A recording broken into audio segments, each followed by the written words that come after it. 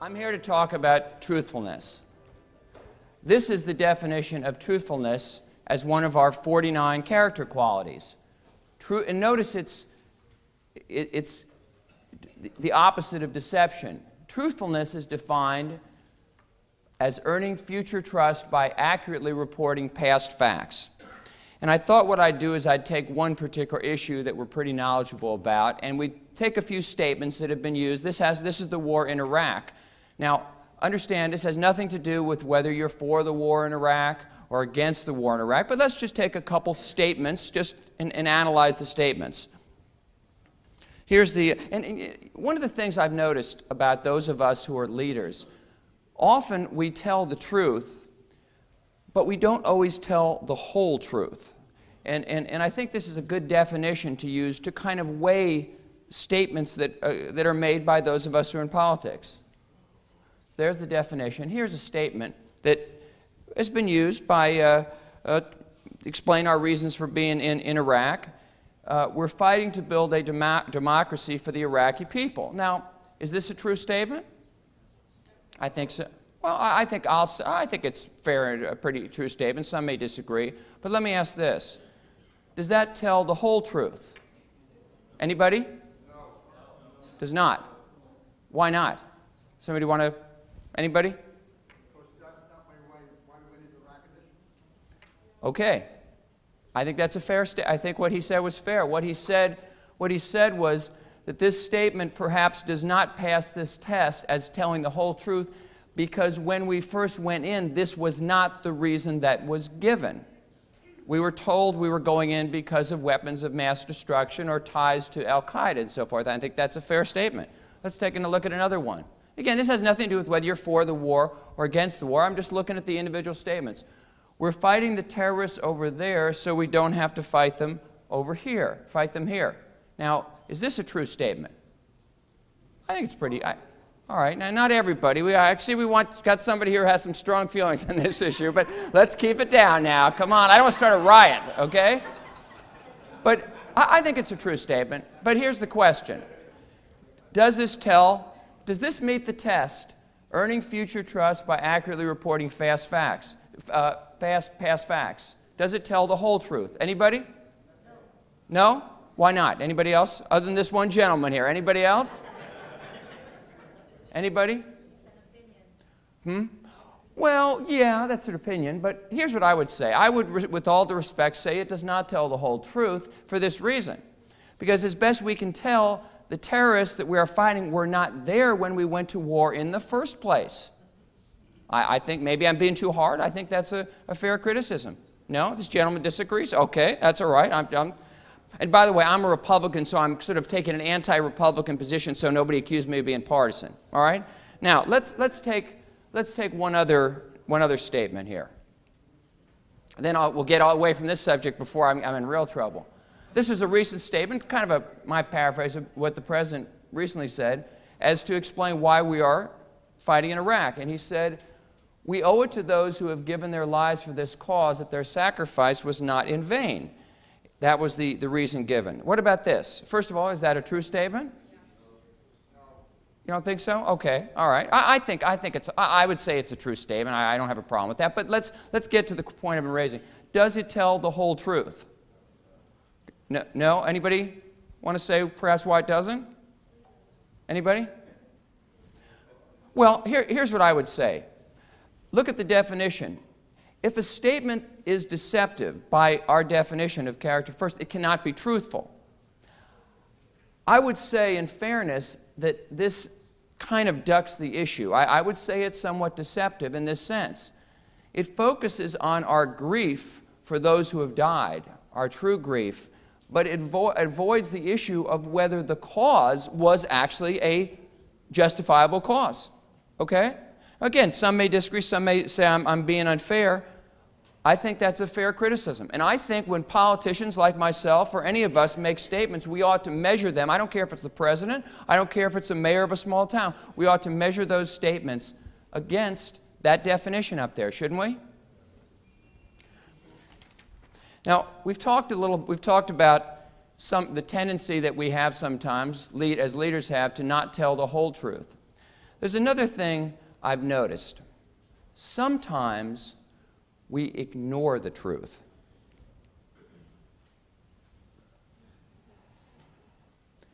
Did we ignore the truth when it came to the hurricane that just hit New Orleans in the last few weeks?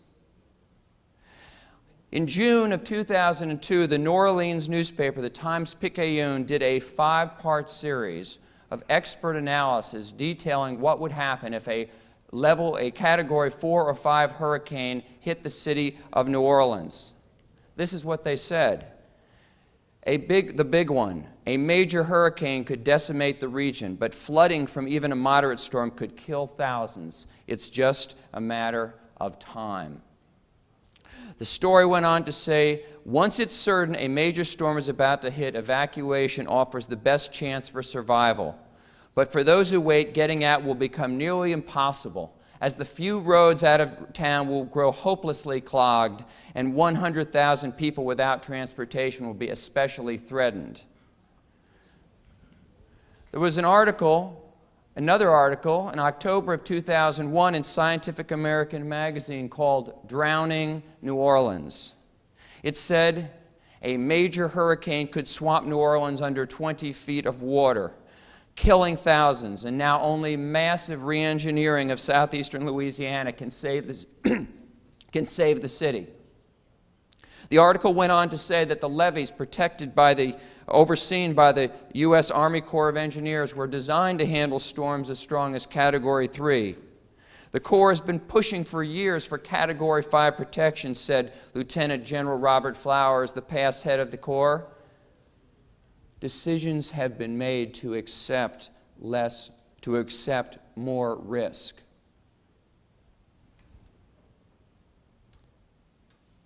From 2001 to 2005, the Corps of Engineers asked the United States Congress for about $500 million to shore up and upgrade the levees. Congress only approved half of what was requested. Here's the question. This was the truth. Did we ignore the truth? Well, let's take a look at what the Congress did in response to this request for $500 million, of which they only gave half. Let's take a look at a few items here that the United States Congress has approved. This is a list of what we call earmarks. Now, this is the most recent highway bill that was passed by Congress. It's a $24 billion bill, and an earmark is an item requested by a member of Congress. And those are some amounts for different items that were approved. Let's take a look and see how critical those were to security and protecting our country, things like that. $350,000 up there, that went for the Rock and Roll Hall of Fame in Cleveland. $218,000 went for a seafood plant in Oregon. $250,000 went for a statehood celebration in Alaska. And $100,000 went for a film festival in Rochester, New York. Now, the last item here is the most interesting one, $223 million. Now, this is just about the amount that, had it been used, coupled with the other money that went to New Orleans, could have been used to shore up those levees for a Category 4, Category 5 hurricane. Do you know what that went for? A bridge. We have a good crowd here. We got an alert crowd here, that's for sure. It went for a bridge in Alaska that has become known as the Bridge to Nowhere. The bridge went from the city, the metropolis of Quequechuan, population 8,000, and it went from that city, Quequechuan, to Gravina Island. Gravina Island is home to 50 people and 350 black-tailed deer. The bridge that was paid for and it was passed is a mile-long bridge taller than the Brooklyn Bridge in New York. It has been pointed out, well, why did Alaska get a $223 million bridge to an island with only 50 people? Well, it happens that the chairman of the House Transportation Committee is Representative Don Young, which by coincidence happens to be Alaska's only congressman. Representative Young said, this is, quote, "This is the time to take advantage of the position I'm in." Now, one interesting thing that's been pointed out, I mentioned that there were 50 residents of this island. They have actually figured out that it would have been cheaper to buy each resident their own private jet than it would be to build this bridge.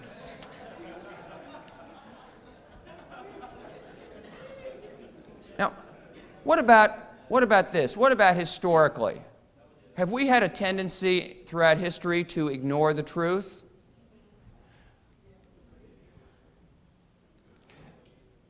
Remember the Great Depression? We've certainly all read about it, right? Did we ignore the truth when it came to the time that led up to the Great Depression? Here's an excerpt from the book by Larry Burkett, The Coming Economic Earthquake. It's an interesting book. What it says is that there were alarmists, even in the mid-20s, who tried to spread a message of gloom and doom over the rapid expansion of the stock market and the practice of leverage credit to buy equities in American companies. Sure, stock prices were high, but Americans were reassured by their stockbrokers that the economy had not come close to reaching its peak. That was in the 1920s. Now let me ask you this. How about today? Is there anything that we are ignoring today? Are there warnings? Are there truthful statements that we're ignoring today? This is an excerpt from the Washington Post just a month ago. It talks about what you might call a fiscal hurricane that's on the way. What it says is, experts warn debt may threaten the economy. This is just last month, a chorus of economists, government officials, and elected leaders, both conservative and liberal, is warning that America's nonstop borrowing has put the nation on the road to major fiscal disaster, one that could unleash plummeting home values, rocketing interest rates, lost jobs, stagnating wages, and threats to government services ranging from health care to law enforcement. David Walker, the U.S. Comptroller General, said, "The problem gets bigger every day and the tidal wave gets closer every day."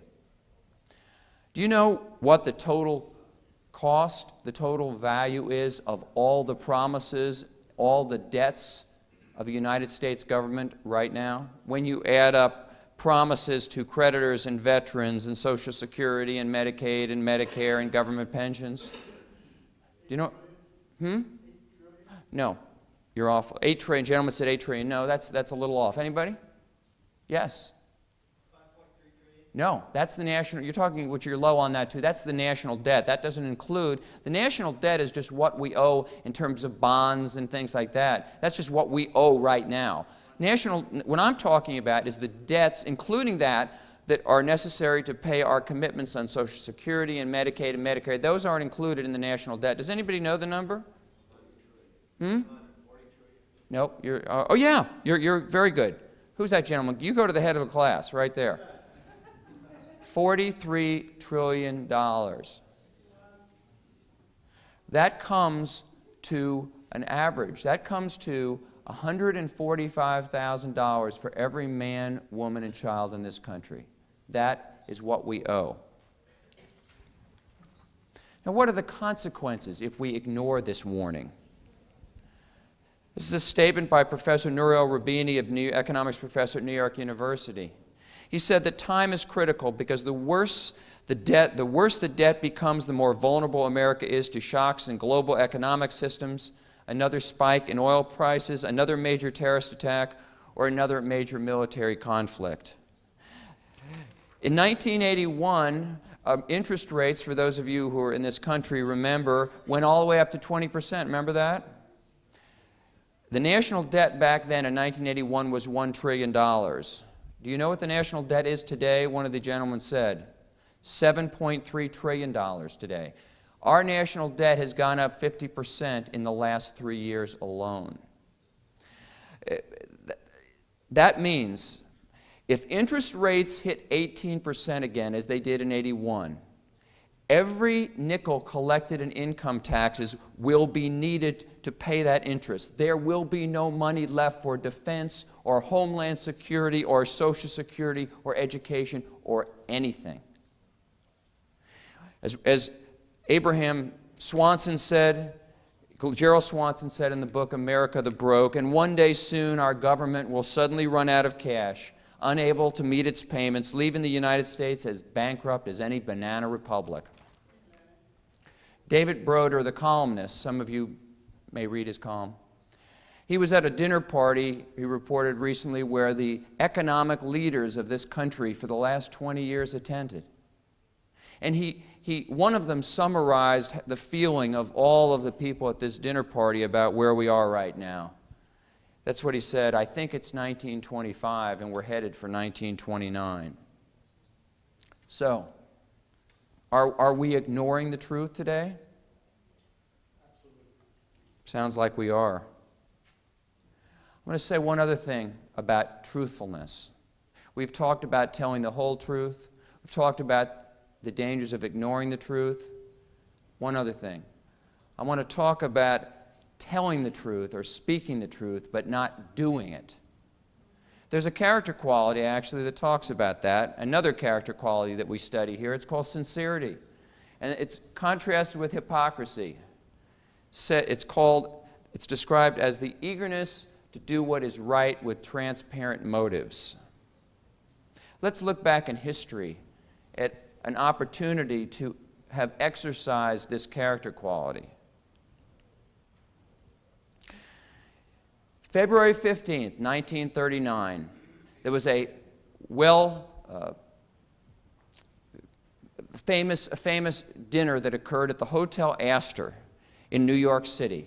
A meeting of Christian leaders from throughout the country and from throughout the world who issued a plea for world Christian fellowship and talked about the importance. And by the way, I'm just going to tell you my bias. I am a born-again Christian. I'm a follower of Christ. And I say that so everybody understands my biases and so forth. But this was a dinner of Christian leaders from around the country and around the world in 1939 who talked about Christian fellowship as being the key to world peace and for nations coming together. It was held under the auspices of the Greater New York Federation of Churches and the Foreign Missions Conference of North America. More than 1,000 men and women who were leaders in Protestant denominations attended this. 3 months later, after this dinner, those Christian leaders had an opportunity to practice what they had talked about. In May of 1939, a ship left Hamburg, Germany, called the St. Louis.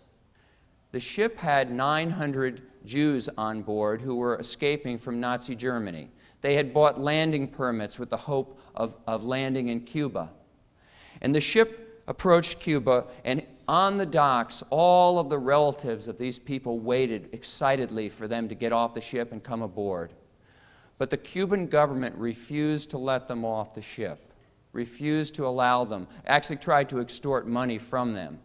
Here's what the New York Times said about that day in Havana, May of 1939. No plague ship ever received a sorrier welcome. At Havana, the St. Louis decks became a stage for human misery. Relatives and friends clamored to get aboard but were held back. Weeping refugees clamoring to get ashore were halted at guarded gangways. Every appeal was rejected. One man reached land. He was pulled from the water with slashed wrist and rushed to a hospital. A second suicide attempt led the captain to warn the authorities that a wave of self-destruction might follow. Off our shores, the St. Louis was tended by a helpful Coast Guard vessel, alert to pick up any passengers who plunged overboard and to thrust them back on the St. Louis again. The refugees could even see the shimmering towers of Miami rising from the sea.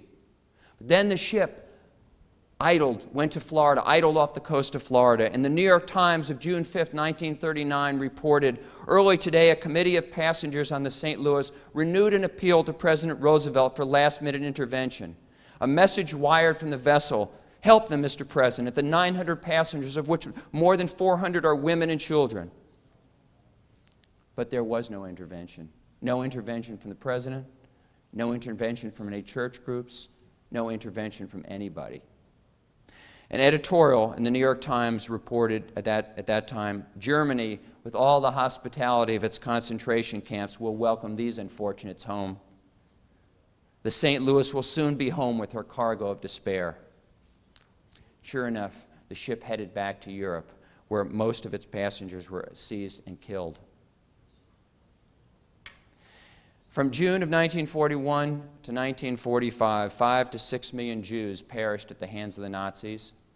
A Christian, David Wyman, did some research on exactly what the church in this country did, what Christians in this country did to help those people. He wrote a book called The Abandonment of the Jews.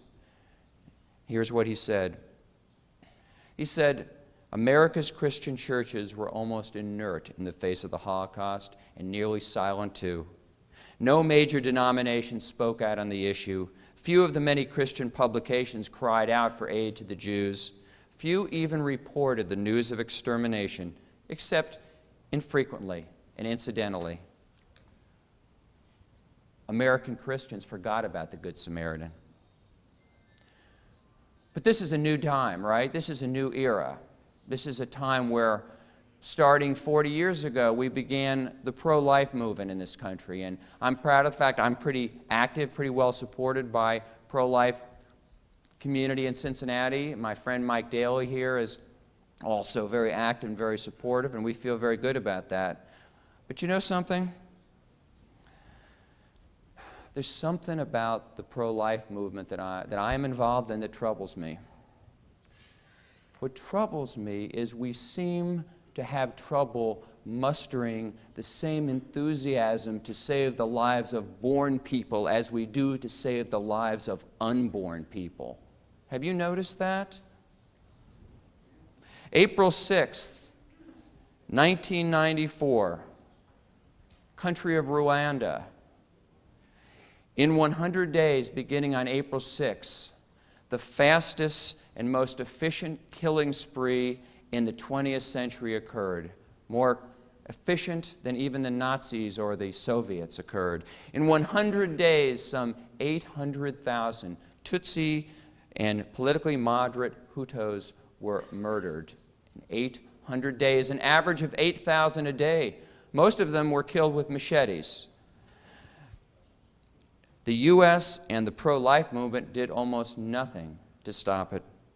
In the book America in the Age of Genocide, Pulitzer Prize winner Samantha Power says, even after the reality of genocide in Rwanda had become irrefutable, when bodies were shown choking the Kagera River on America's nightly news, the brute fact of the slaughter failed to influence U.S. policy. American officials ignored the G word, genocide, because they were afraid that using it would have obliged the U.S. to act under the terms of the 1948 Genocide Convention.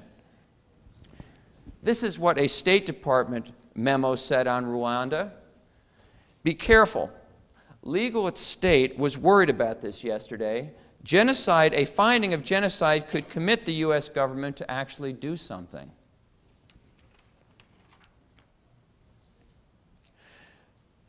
In the last few months, here in this country, and I'm talking 2005, we saw an outpouring of support from elected officials, from pro-family leaders, from church leaders throughout this country for one person, a young woman by the name of Terry Schiavo, who was hooked up to a life support. Outpouring, unprecedented, something we should all, I think, be proud of. Governor Bush in Florida signed an emergency act to put her back on life support. The United States Senate and the Congress passed a bill to allow the tube to be reconnected. President Bush signed the bill outside his bedroom, putting into law the act that requiring the life support to be connected. Here's the only problem, the only thing that troubles me. While this was happening 6,300 miles away from the bed where Terry Schiavo lay, the worst humanitarian disaster in the world was occurring and is still occurring. In Western Sudan, since 2003, 50,000 people have been murdered. 1.4 million have been forced from their homes. Thousands are being displaced every week. Hundreds, if not thousands, of women raped. Bands of Arab militia, supported by the Sudanese government, roam the plains the size of Texas on camels and horses and pickup trucks mounted with machine guns. They swoop into a village. They shoot the men, they shoot the boys, they rape the women, they loot and burn the huts and the mosques, they rip up crops, and they slaughter or steal livestock. Our response to this has been to send observers, to observe the violence, to monitor it, not to halt it. My question is, where are the pro-life leaders? Are the lives of these people in Darfur of less value than a woman hooked up to a feeding tube? Why do we remain silent in the face of this? Well, we've talked about a couple of ways of how it's important to tell the truth, to tell the whole truth, to not ignore the truth, and to live the truth. I'm going to conclude my comments by making one point. I think there's another character quality that is necessary to be able to be a person who tells the truth. And I have to say, Steve, I'm not trying to fault anybody here, but I couldn't find it in the list of 49 character qualities. Can I petition to have another character quality added? Is Mr. Hill or Mr. Gothard or somebody here? And that is the category, I couldn't find it, the character quality of courage. Because I think to tell the truth, it takes courage, really, doesn't it? Does anybody here know the name of Edmund Ross? 50 years ago, at the time, Senator John F. Kennedy wrote a book called Profiles in Courage. Can I read you just a small passage of what he said about Edmund Ross? In a lonely grave, forgotten and unknown, lies the man who saved a president, and who as a result may have preserved for ourselves and posterity constitutional government in the United States. The man who performed in 1868 what one historian has called the most heroic act in American history, incomparably more difficult than any deed of valor upon the field of battle. A United States senator whose name no one recalls, Edmund Ross of Kansas. At that time, some of you may remember, the House and the Congress of the United States had been taken over by a group of what were called radicals who wanted to punish the South. And President Andrew Johnson, taking over from Abraham Lincoln, tried to carry on Lincoln's policies of reaching out to the South to rebuild the country, but this group would have none of it. And they were determined to get rid of Johnson, so they drummed up a list of alleged articles of impeachment that they said were necessary to impeach the president. Most of them were silly things, like one of them said Johnson had delivered, quote, intemperate, inflammatory, and scandalous harangues against Congress and the laws of the United States. That was the level of debate. But they didn't care. They figured they had the votes. They were going to get rid of him. It took, once he was impeached in the House and it went to a trial in the Senate, it was going to take 36 votes to convict him in the Senate. The Democrats were all voting against it because it was Republicans at the time were doing it. There were 42 Republicans. They had 35 votes at the time for impeachment. They needed one more. And there was one senator who was undecided, had not released said how he would vote, Edmund Ross of Kansas. Ross and his fellow other Republicans who refused, and some Republicans who either wouldn't commit or had refused to commit to it, were pestered daily, spied upon, and subjected to every form of pressure. Their residences were watched, their social circles scrutinized, their every move written down in notebooks. They were warned in the party press, they were harangued by their constituents, sent warnings threatening political ostracism, even assassination. Ross was the target of every eye, his name was on every mouth, and his intentions were discussed in every newspaper. One day, the voting tensely commenced. By the time the Chief Justice reached the name of Edmund Ross, only Ross's vote was needed to obtain the 36 votes necessary to convict the president. "Mr. Senator Ross," said the Chief Justice, "how say you? Is the respondent, Andrew Johnson, guilty or not of high misdemeanors as charged in the article?" The book says every voice was still. Every eye was upon the freshman senator from Kansas. The hopes and fears, the hatred and bitterness of past decades were centered upon this one man. Later, Ross said, later in his life, "I almost literally looked down into my open grave. Friendships, position, fortune, everything that makes life desirable to an ambitious man were about to be swept away by the breath of my mouth, perhaps forever." Then came the answer in a voice that could not be misunderstood, full, final, definite, unhesitating, and unmistakable: "Not guilty." The deed was done, the president saved, the trial over, and the conviction lost. Ross was never reelected. When he returned to Kansas in 1871, he and his family suffered social ostracism, physical attack, and near poverty. But many, many years later, just before he died, those who had ostracized him agreed that his vote had saved our form of government. The Kansas newspapers and political opponents who had bitterly denounced him praised him for his firmness and courage. Ross, they said, had saved the country from a calamity greater than war. It said he was the victim of a wild flame of intolerance which swept everything before it.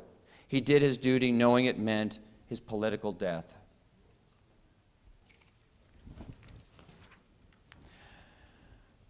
You know, I think that all of us long to be in a position where we can make a great decision for our country. Great decision, where we have the courage to tell the truth at a time like that. But I was in church one day in Cincinnati, and our pastor made a comment that I thought was very important. He said, the way that we prepare ourselves for that kind of decision is by making little decisions of integrity every day. And the little ones are what enable us to someday make the big ones. I have a friend, all his life he wanted a particular position in the federal government. He had always talked about it from when he was a kid. And he went through college and graduate school, all focused on getting this one position. And after slaving in a job for years and years he didn't like, he finally went after that position, applied for it, and overcoming great odds. One day he walked into this federal office, and the federal official told him, "You've got the job." He was handed a packet of papers to fill out, to do FBI checks and things like that, and there's one that caught his eye. This was back in the early 80s, and if you remember, during those times there was a lot of concern about drugs and things like that, about people's past. He noticed that at that time he had to fill out a form listing any drug use his entire life and what the drug was, when it occurred, and so forth. And he suddenly felt kind of a chill going up and down his spine, because he knew that when he was younger he had used different kinds of illegal drugs. And he talked it out and thought about it, and he realized this form, they really didn't intend you to really tell the truth on the form. Most people probably just said no. It was a way of their covering their rear end, so to speak. And so he thought about just checking no and taking the job. But he sat down with his pastor, and his pastor said to him, when he confidentially shared the dilemma he had, his pastor said, "Remember what Jesus said, let your yes be yes and your no be no." So finally, after a lot of prayer and thought, my friend decided that he was going to tell the truth on the form. And he listed the drug use he'd had in college and so forth on the form, turned the forms in. Got a call about 2 days later from the official in the federal government that had hired him. Came into his office, and the official said, "I'm sorry, this isn't going to get through the FBI. I'm sorry, you can't have the job."